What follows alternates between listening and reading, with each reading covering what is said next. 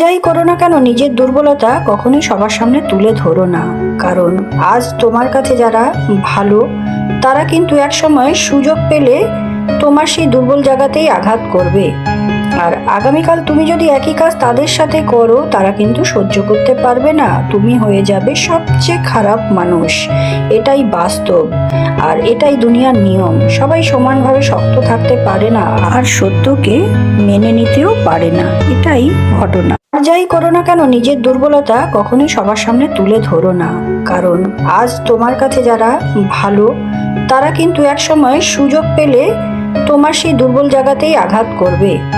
আর আগামীকাল তুমি যদি একই কাজ তাদের সাথে করো তারা কিন্তু সহ্য করতে পারবে না, তুমি হয়ে যাবে সবচেয়ে খারাপ মানুষ। এটাই বাস্তব আর এটাই দুনিয়ার নিয়ম। সবাই সমানভাবে শক্ত থাকতে পারে না আর সত্যকে মেনে নিতেও পারে না, এটাই ঘটনা।